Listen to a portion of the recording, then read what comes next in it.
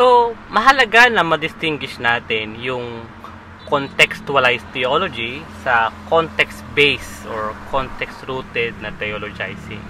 Of course, yung contextualized theology, sabihin, this is a theological system that comes from somewhere and then was transported or sabihin natin exported elsewhere, no?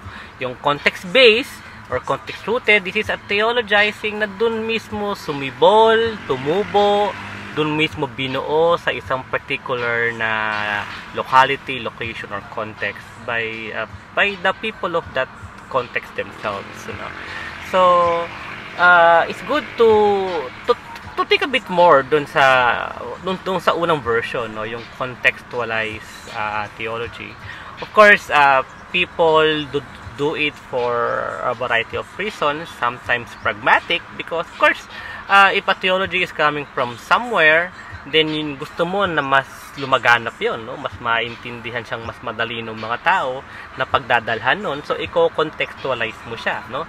Pwedeng ita-translate, pwedeng ayusin, pwedeng iibahin yung arrangement in such a way na mas madaling matatanggap o may embrace ng quote-unquote target audience, ano?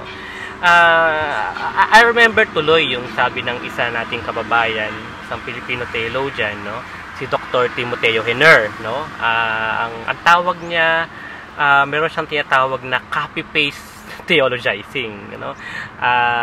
And I think yung contextualized versions of theology na pinag-uusapan natin, pwede nating makonect dun sa copy-paste theologizing na yon. Sabihin, Control-C, Control-X, Control-V, no? Mas madali nga naman kasi yon sa mga gumagawa ng papers, di ba? Minsan, nagmamadali ka na, wala ka masyadong time to create your own personal original composition, or kaya naman, you don't feel you have what it takes to do something original. So, mas madali yung copy-paste, di ba? So, kokopyahin mo na lang, tapos ilalapat mo doon sa binubuo mong papel, di ba? So, a lot of, sabihin natin, pwede mong sabihin na contextualized versions of theology today, you know, was actually a form of this copy-paste theologizing. Of course, we have to recognize na yung contextual theology, when it was originally developed, hindi naman yun ang intention, no? Contextual theology, especially when it developed sa Asia, ang talagang trajectory nun ay talagang bumuo ng theology naaangkop at dito mismo nag-uugat, no, sa Asia, no? It's just that over the years na-hijack yung method of contextualization and it developed into something that is more or less in the form of translation, no? Si Stephen Bevans, meron siyang book, Models of Contextual Theology. Isang model doon yung translation model. Sabihin, tinatranslate yung isang galing sa labas or a foreign theology so that it sounded to be more like a local version or a local theology, no? So may mga may mga contextualized versions ka of different theologies from the West, no? From the Western Hemisphere, no? Especially dito sa Pilipinas, no? We are heavily influenced by the Protestant evangelical Christianity from the United States.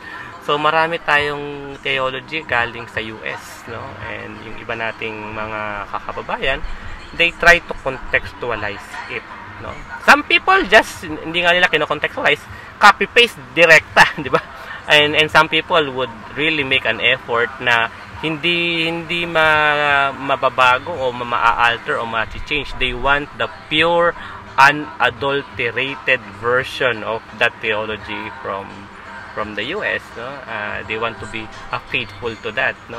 For some, i-edit nila, gagawin ng konti, no? Para mas maging angkop sa konteksto natin. But still, it is still a form of copy-paste na theologizing na binabanggit ni Dr. Tim Henner. And maraming reasons why we need to be careful of copy-paste theologizing. Bukod sa you can be charged of plagiarism for one, kung sulat ka ng papel. Pero kasi iba pa rin yung dating ng original composition, di ba?